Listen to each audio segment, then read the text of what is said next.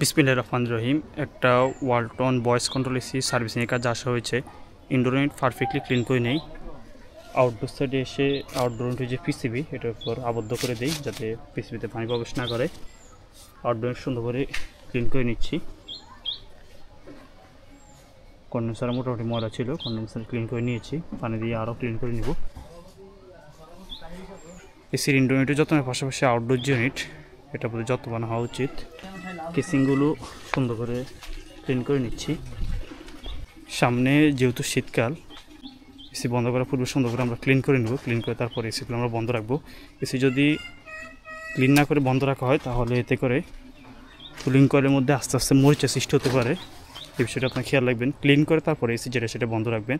আর শীতে একবার এসি বন্ধ রাখা উচিত নয়, মাঝে মধ্যে এসি চালু রাখবেন, তাহলে এসিটা রানিং থাকবে, ভালো থাকবে। আউটডোর ইউনিটটাকে সুন্দর করে ক্লিন করে নেই। ক্লিন করার পর এটার যে কন্ডিশন দেখতে পাচ্ছেন, এসিটি চালু করে এটার কুলিং যে পারফরমেন্স সেটা টেস্ট করে নেই এবং গ্যাস যে পাচ্ছে সেটা পারফেক্ট রয়েছে কিনা সেটাও টেস্ট করে নেই।